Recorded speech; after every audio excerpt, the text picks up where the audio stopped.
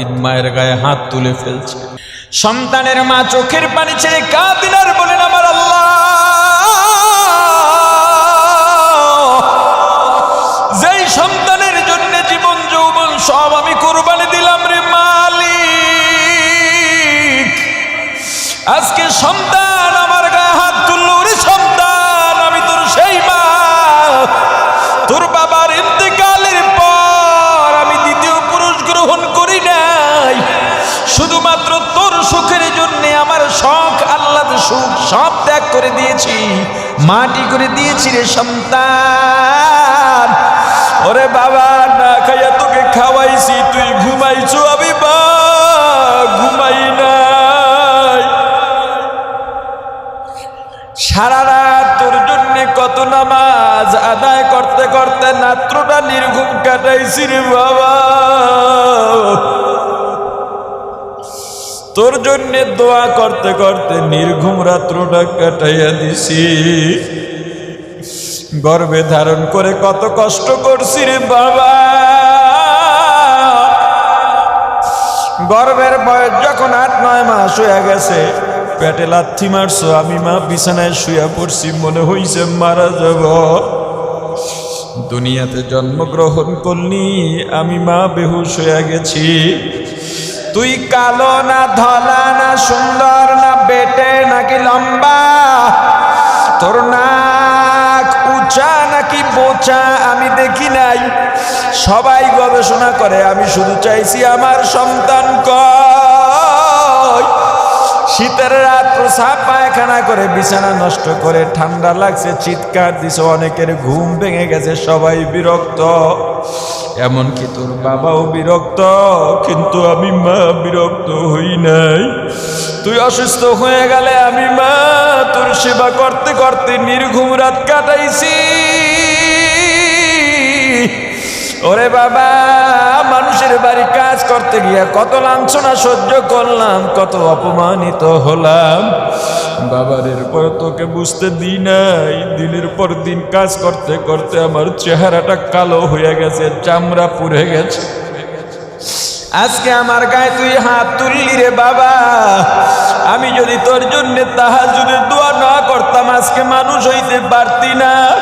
ওরে আলেম আলেম হইলি আমি মায়ের দোয়ায়, হে টাকাওয়ালা সম্মানী আমি মা যদি দোয়া না করতাম এত সম্মান পাইতি না। দোয়া করে, আল্লাহ আমার সন্তানের কোনো বিপদ দিও না।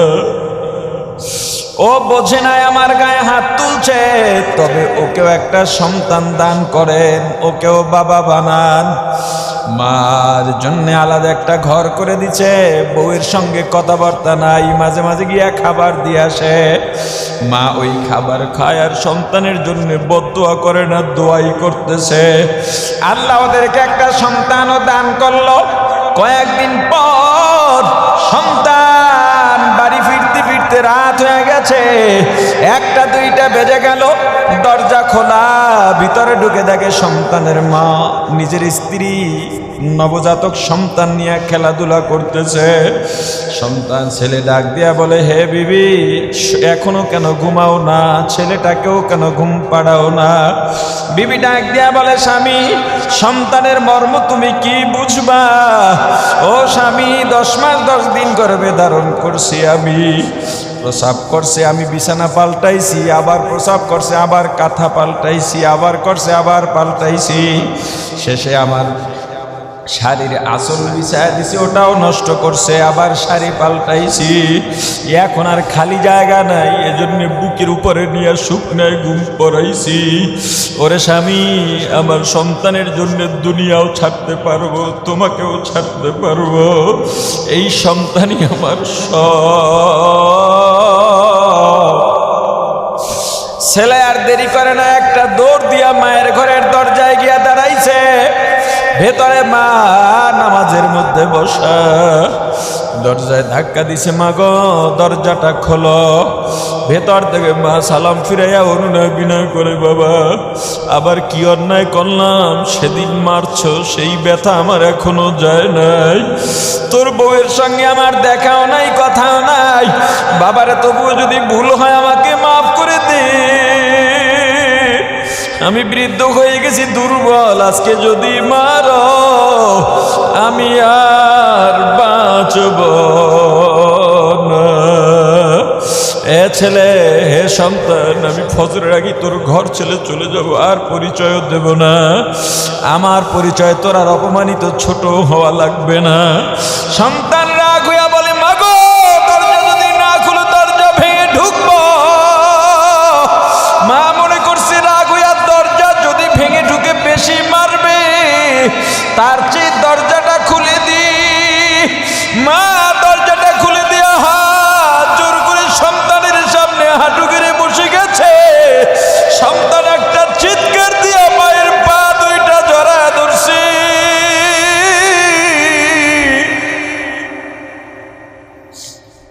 মায়ের দোয়া লও হে মুমিন, মায়ের দোয়া লও, মায়ের দোয়া লও হে মুমিন, মায়ের দোয়া লও। বিপদে পড়বে না তুমি যখন যেথায় যাও, বিপদে পড়বে না তুমি যখন যেথায় যাও। মায়ের দোয়া লও হে মুমিন, মায়ের দোয়া লও, মায়ের দোয়া লও হে মুমিন, মায়ের দোয়া লও। মা যখন দোয়া করে পৌঁছে যায় আরশ পরে। মা যখন দোয়া করে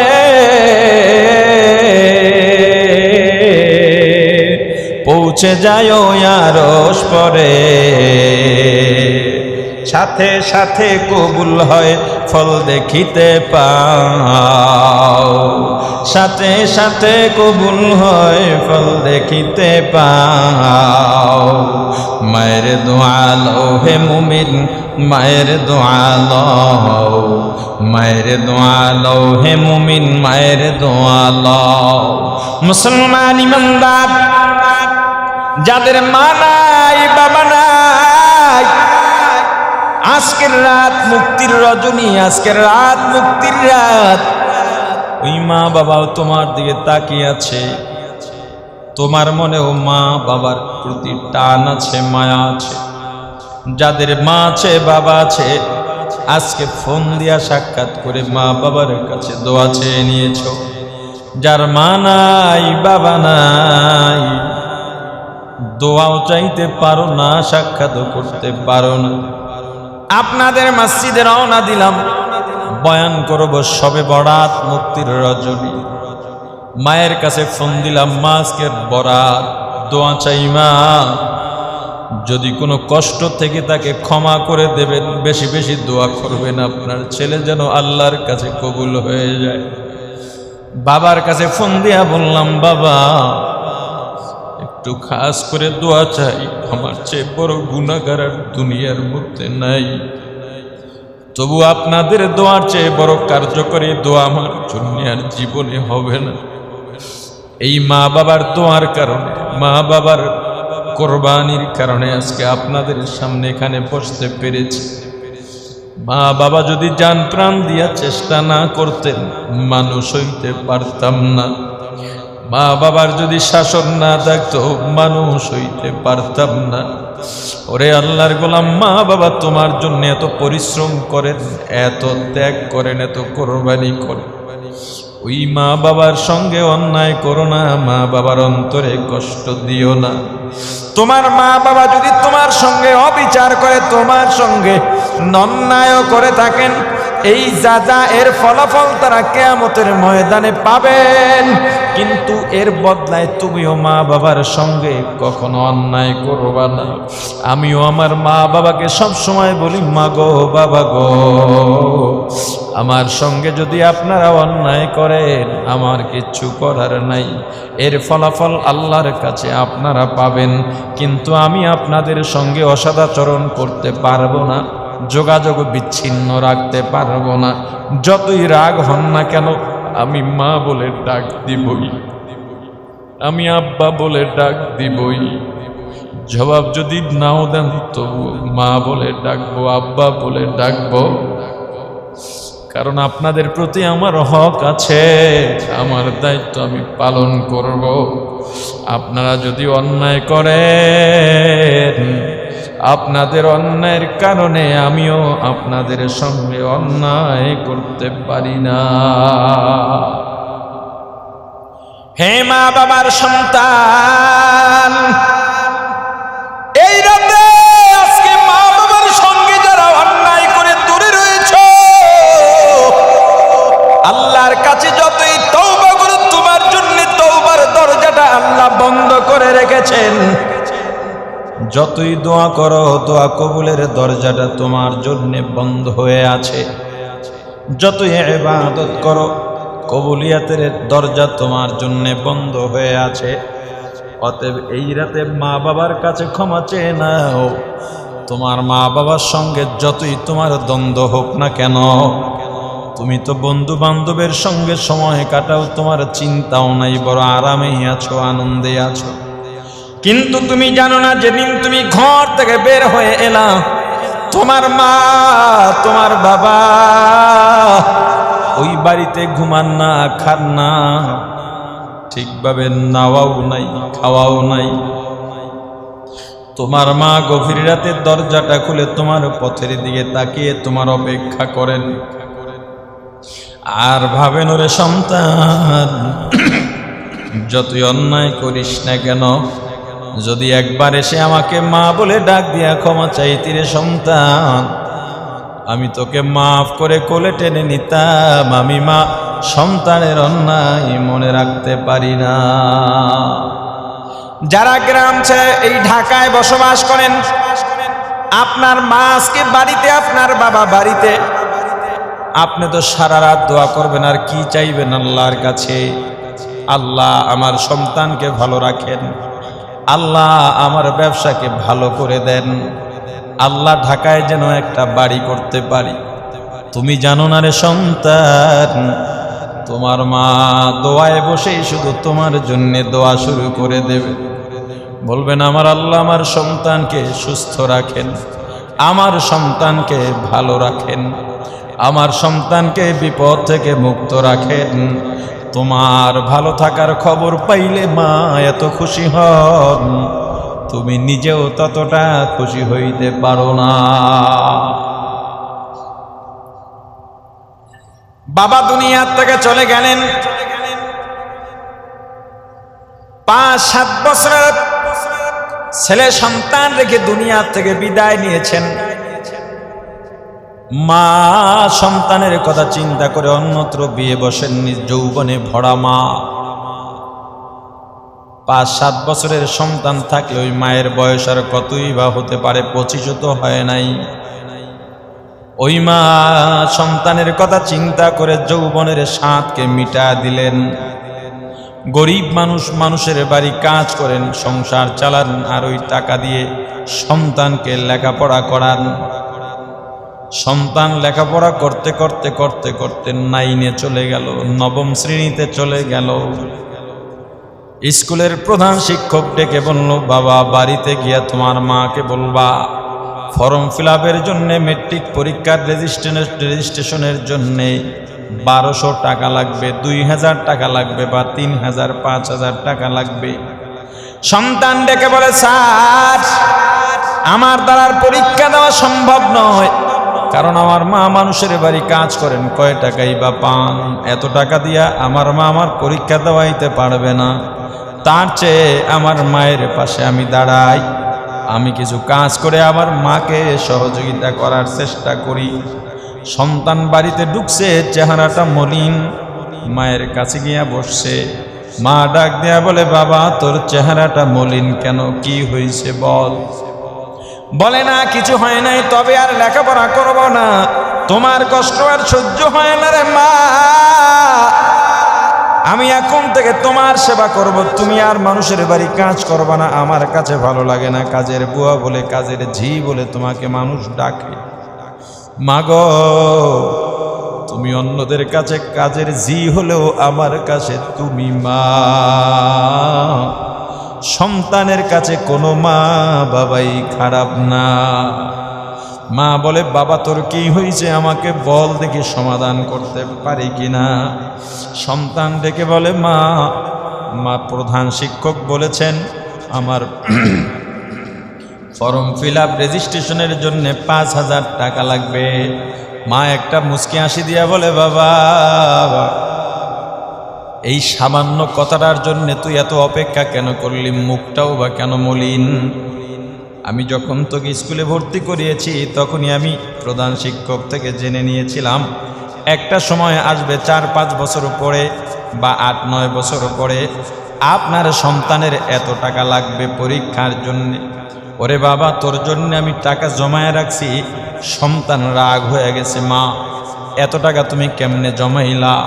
আমাদের খাওয়া দাওয়াই তো কষ্ট, ঠিকভাবে খাবারও জোগাড় করতে পারি না, এত টাকা তুমি কই পাইলা, কি করো তুমি বলো? মা রাগ হয়ে গেলেন, তুই কি তোর মাকে সন্দেহ করিস? বলে, মা তোমার এত টাকা তো পাওয়ার কোনো কথা না। তুমি কি চুরি করেছ নাকি অবৈধ পন্থায় টাকা জোগাড় করেছ? মা সন্তানকে থাপ্পড় দিয়া বলে, ওরে সন্তান, তোর জন্যে কত ত্যাগ করছি জানো আমি বলতে চাই নেই রে বাবা। বাজার থেকে 2টা ডিম আনতাম, 2টা ডিমই রান্না করতাম বা সিদ্ধ করতাম। 2টা ডিম আনতাম, একটা ডিম সিদ্ধ করতাম, তুই দেখতি 2টা ডিম আছে, একটা সিদ্ধ করে তোকে খাওয়াইতাম, রান্না করে খাওয়াইতাম। আমি যদি আর একটা ডিম না কিনতাম তোর ভালো লাগতো না, পছন্দ করতি না। আপেল খাইতে চাইতি, 2টা আনতাম, 2টা না আনলে একটা তুই আমাকে রেখে খাইতে না, এই জন্য আমি দেখাবার জন্যে 2টাই আনতাম। ওরে বাবা, আমি তোর জন্যে ভাত রান্না করতাম, সপ্তাহে 1-2 দিন আমি ভাত খাইতাম। তুই তো জানো না আমি মা 2টা ডিমের একটা তোকে খাওয়াইয়া আর একটা ফেরত দিয়া টাকাটা জমা করতাম। একটা আপেল তোকে খাওয়াইয়া আর একটা আপেলের টাকা জমা করতাম। আমি ভাত রান্না করতাম তোর জন্যে, ভাতের মাত ভাতের ফ্যান আমি খাইতাম, তোকে ভাত খাওয়াইতাম রে বাবা। ঈদের সময় যত কষ্টই হোক না কেন তোর জন্যে নতুন জামা বানাইতাম। আমি পুরান কাপড়টা সাবান দিয়ে ধুয়ে আমি পড়তাম রে বাবা। এভাবেই তোর জন্যে টাকা জোগাড় করেছি। সন্তান পরীক্ষা দিয়া ভালো নাম্বার পাইয়া এলাকার মধ্যে সুনাম করলো। স্কুলের প্রধান শিক্ষক ডাক দিয়া বলল, বাবা তোমার যেই শিক্ষা আর সামনে পড়ার দরকার নাই, এবার তোমার মায়ের পাশে দাঁড়াও আর একটা বিয়ে করো। আমার এলাকায় ধনাঢ্য একটা মেয়ে আছে, বিয়ে করো। সন্তান বলল, মায়ের কাছে আলোচনা না করে আমি বিয়ে করতে পারবো না, কারণ আমার মাই আমার কাছে সব। মায়ের সঙ্গে আলোচনা করার পর বলে, বাবা কথা তো ভালো কথা, চাকরিও হবে, বউও হবে, সব মাই চায় সন্তানকে বিয়ে করা, টুকটুকে একটা লাল শাড়ি পরায়া টুকটুকে বউ বাসায় আনতে। কিন্তু বাবা আমি গ্রামের মানুষ, মূর্খ সূর্খ মানুষ, আমার শিক্ষা নাই, আমার ঘর নাই, বাড়ি নাই, ওই শহরের দামি পরিবারের ধনাঢ্য মেয়ে বাড়ি আনলে কি মানাইতে পারবো নি? সন্তান বলে, মা যেই বউ তোমার কথা মানবে না, তোমার খেদমত করবে না, আমার মাকে কষ্ট দেবে, ওই মেয়ে আমি কোনোদিন ঘরে আনবো না। সন্তান শহরের মেয়ে বিয়ে করলো। শহরের মেয়ে হলেই যে খারাপ বিষয়টা এমন নয়, তবে যেই মেয়েরা উচ্ছৃঙ্খল চলাফেরা করে, সংসার বোঝে না, যেই মেয়েদের মধ্যে বিনয় নাই, নম্রতা নাই, যেই মেয়েদের মধ্যে মানার কোনো মাদ্দা নাই, ওই মেয়েরা কোনোদিন স্বামীর সংসার করতে পারে না। বিয়ে করার পর তাকায় দেখলো আমার স্বামী চাহিদা সম্পন্ন বউ, এটা চায় ওটা চায়, এটা দরকার সেটা দরকার, এটা তো সবসময় সন্তান মানে না, মায়ের সঙ্গেও বউয়ের মিল বনিবনা হয় না। বউ চিন্তা করলো আমার স্বামী শিক্ষিত স্বামী, তার মা মূর্খ মানুষ, গ্রামের মানুষ এখনো ঝি বলে তাকে ডাকে, কেউ সম্মান দেয় না।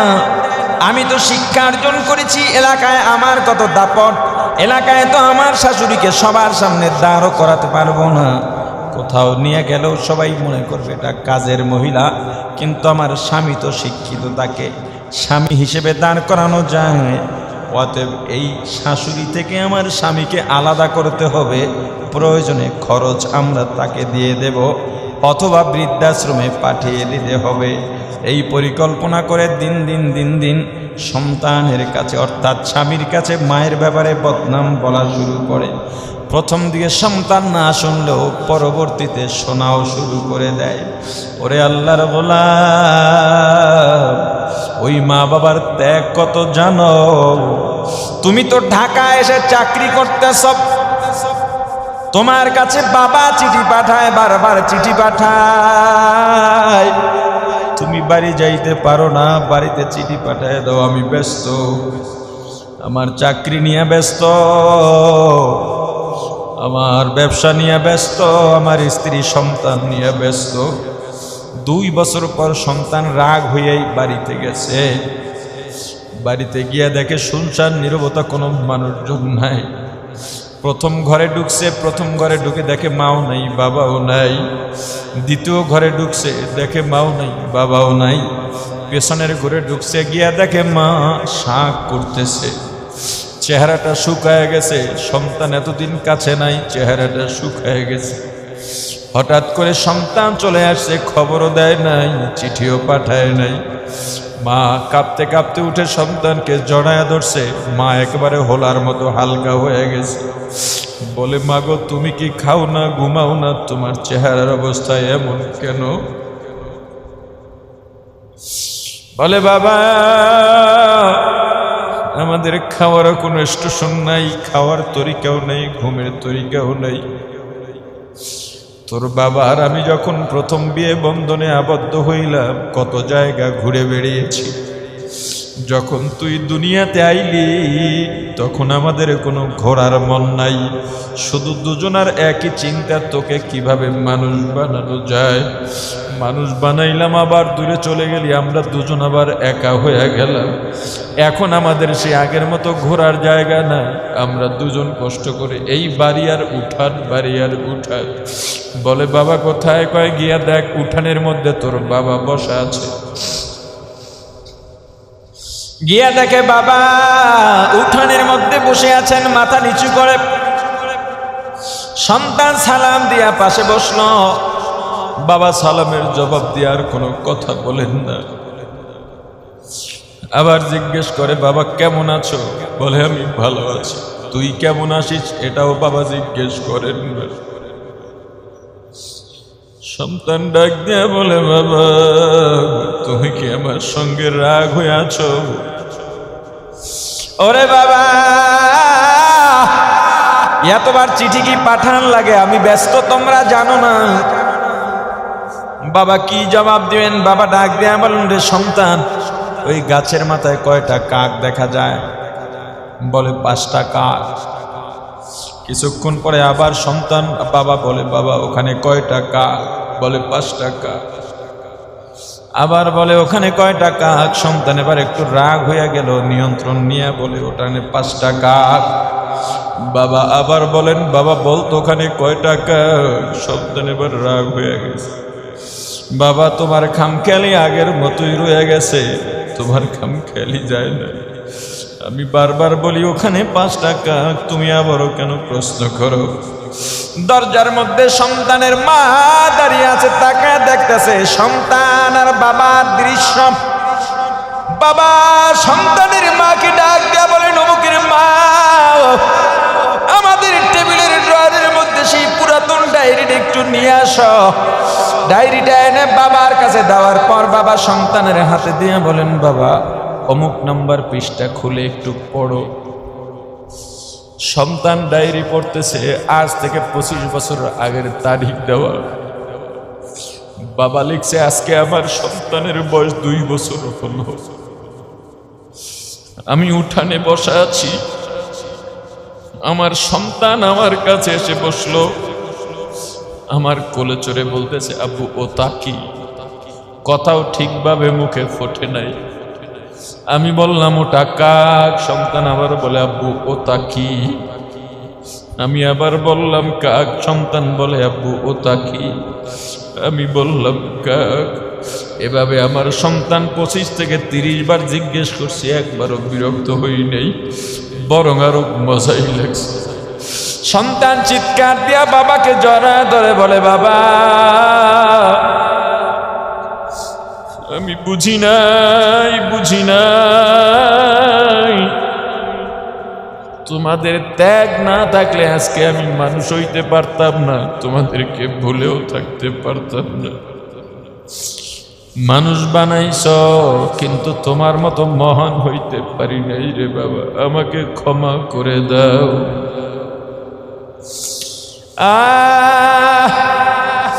বিবি বারবার স্বামীকে বলে, তোমার মায়ের সঙ্গে আমার বনে না। সন্তান হঠাৎ একদিন মায়ের সামনে দাঁড়ায় বলে, মা আমার বিবি শিক্ষিত, তুমি সব কিছু বোঝো না, তুমি মূর্খ মানুষ, আমার বিবির সঙ্গে তর্কে যাইবা না। মা অবাক হয়ে গেছে, বাবা তুই কি আমার সন্তান আছিস নাকি অন্য কেউ কথা বলছিস?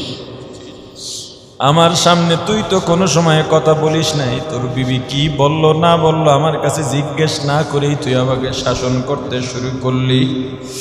আসলে কানের কাছে যে থাকে মানুষ তার কথা বেশি শোনে। আবার এভাবে নালিশ করার পর একদিন মায়ের কাছে গিয়া সন্তান ধমক দিয়া বলে, মা যদি না শুধরাও আমার শিক্ষিত সমাজে চলা লাগে। আমার স্ত্রী শিক্ষিত মেয়ে, তার পরিবার উচ্চ বংশ মর্যাদা সম্পন্ন, তাদের এলাকার মানুষের সামনে তাদের মাথা উঁচু করে তারা চলে। ও মা যদি তার সঙ্গে আর একবারও দ্বন্দ্ব করো তোমাকে বৃদ্ধাশ্রমে দিয়ে আসবো। মা চোখের পানি ছেড়ে কান্না শুরু করে দেয়। এভাবে যাইতে যাইতে যাইতে যাইতে কয়েকদিন পর এভাবে বারবার ঘুরতে ঘুরতে একদিন মায়ের গায়ে হাত তুলে ফেলছে। সন্তানের মা চোখের পানি ছেড়ে কাঁদেন আর বলেন, আমার আল্লাহ, যেই সন্তানের জন্য জীবন যৌবন সব আমি কুরবানি দিলাম রে মালিক, আজকে সন্তান আমার গায়ে হাত তুললো রে সন্তান, আমি তোর সেই মা, তোর বাবার ইন্তেকালের পর আমি দ্বিতীয় পুরুষ গ্রহণ করি নাই, শুধুমাত্র তোর সুখের জন্য আমার শখ আহ্লাদ সুখ সব ত্যাগ করে দিয়েছি, মাটি করে দিয়েছি রে সন্তান।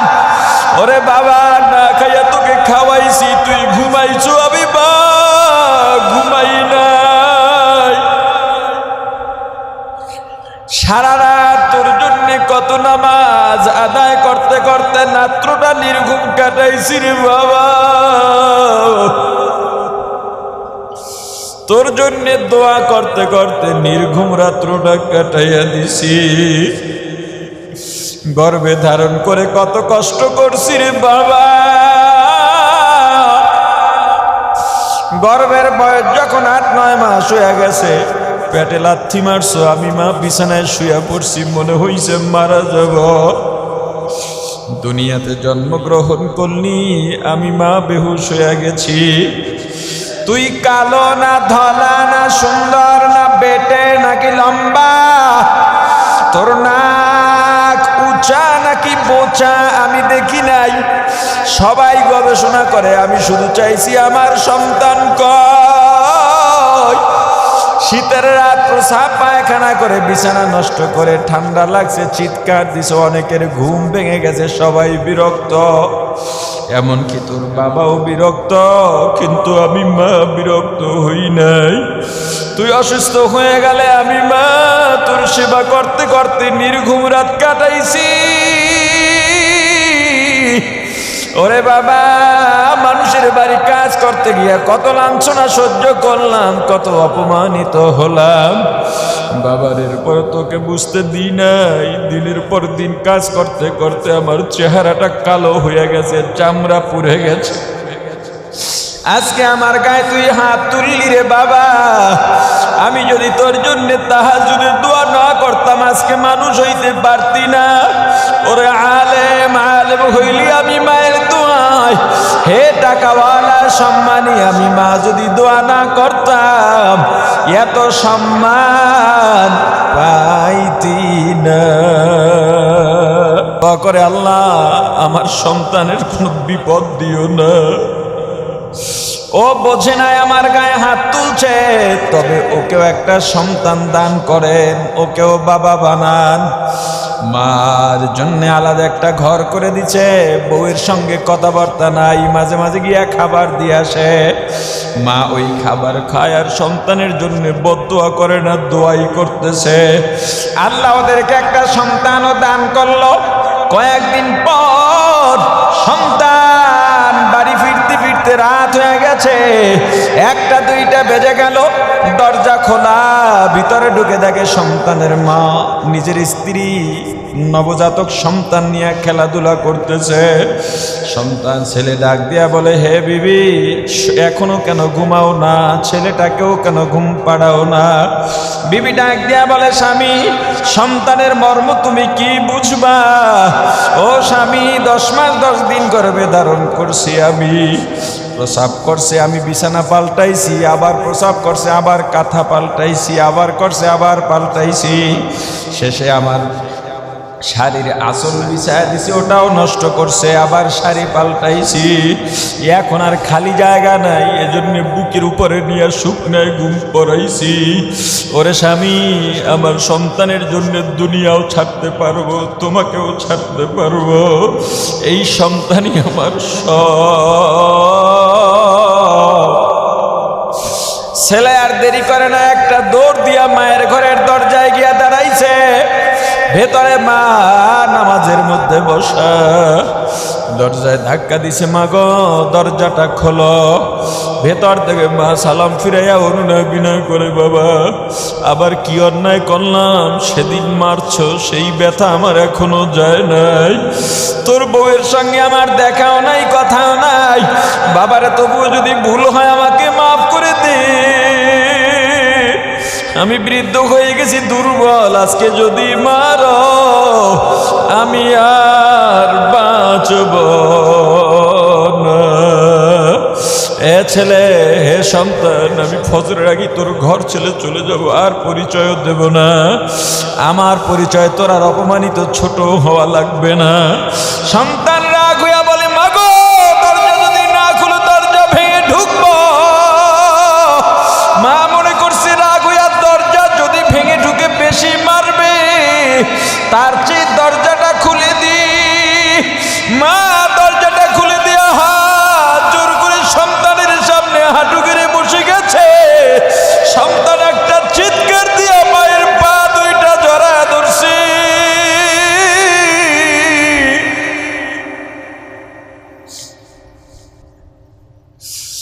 আর ডাক দিয়া বলে, মা বুঝি নাই বুঝি নাই বুঝি নাই। ও মা তোমার গায়ে হাত তুলছি, এই হাত জান্নাতে যাবে না রে মা। কোন শয়তানের ধোকায় পড়েছিলাম, তোমার ত্যাগ আর কোরবানি না হইলে আমি আজকে মানুষ হইতে পারতাম না। কিন্তু আফসোস মানুষ হইয়া অমানুষ হইলাম। ও মা তোমার যত শাস্তি দেওয়া আমাকে দাও, আমি আর মানুষ নাই। আমার স্ত্রী যদি সন্তান নিয়ে এত রাতে খেলা করতে পারে, তুমি তো কত কষ্ট করছো। মা ডাক দিয়া বলে, ওরে বাবা এই দিনটার অপেক্ষায় ছিলাম, আমি জানতাম তোর যদি সন্তান হয় তুই বাবা হলেই বুঝতে পারবি। বাবারে তোর জন্য কোনো বদদোয়া করি না, এ সন্তান, হে মা বাবার সন্তান, আজকে তওবা কর, তওবা কর।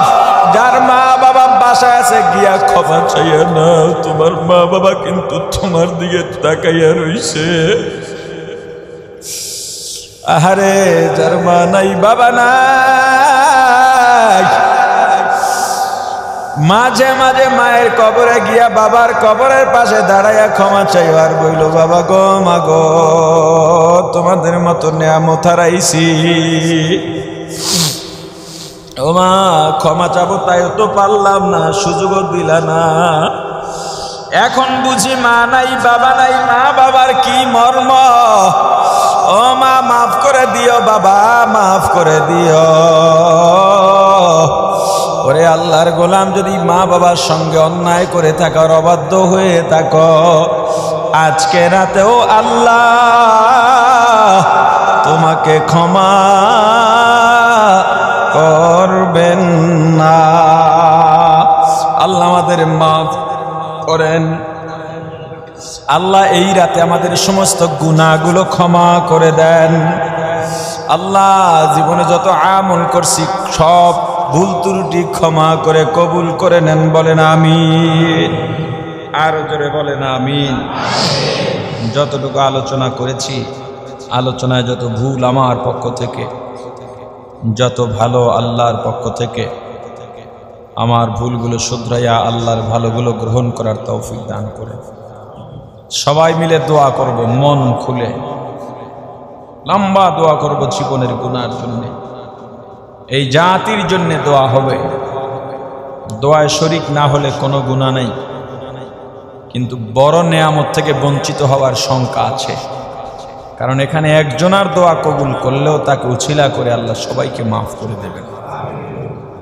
ইবলিস চায় না আপনি দোয়ায় শরিক হন, কারণ ইবলিস জানে এখানে একজনের দোয়া কবুল করলেও আল্লাহ সবাইকে মাফ করবেন। ইবলিস বলে, তোকে নিয়ে যুগ যুগ ধরে আমি সাধনা করেছি, আর তুই একবার আমিন বলেই সব গুনাহ মাফ করে নিবি, এটা হয় না। চল আজকে আর দোয়ায় শরিক হওয়ার দরকার নাই। আমরা কি ইবলিসের চালে পা দেব? ইবলিসের ফাঁদে পা দেব? সবাই দোয়া করব, দোয়া হবে ইনশাল্লাহ। আজকে বয়ান যত কম হয় ততই ভালো। আজকে নিজে নিজে ইবাদতের রাত, নিজে নিজে ইবাদত করার দিন। বেশি বেশি নফল ইবাদত, জিকির, তেলাওয়াত, নামাজ, দরুদ শরীফ পড়া, এই চারটা আমলই আজকে করবেন। নামাজ, দোয়া, ইস্তেগফার, জিকির, তেলাওয়াত, দরুদ শরীফ, পাঁচটা। নামাজ, দরুদ শরীফ, জিকির, দোয়া, ইস্তেগফার, তেলাওয়াত, এই পাঁচটা আমল একের পর এক করতেই থাকবেন ফজর পর্যন্ত। ফজরের আগে আগে ঘুমাইয়া যাইবেন, জোহরের সময় উঠবেন। তো যদি দেখেন আপনার গভীর রাত জাগ না থাকলে ঘুমাইয়া যাইতে পারেন, ফজর কাজা হইতে পারে, তাহলে আপনার আমলের দরকার নেই, এখনই গিয়ে ঘুমাবেন। এটাই আপনার জন্য বেশি উপকারী। আমি কি কথা বুঝাইতে পারতেছি?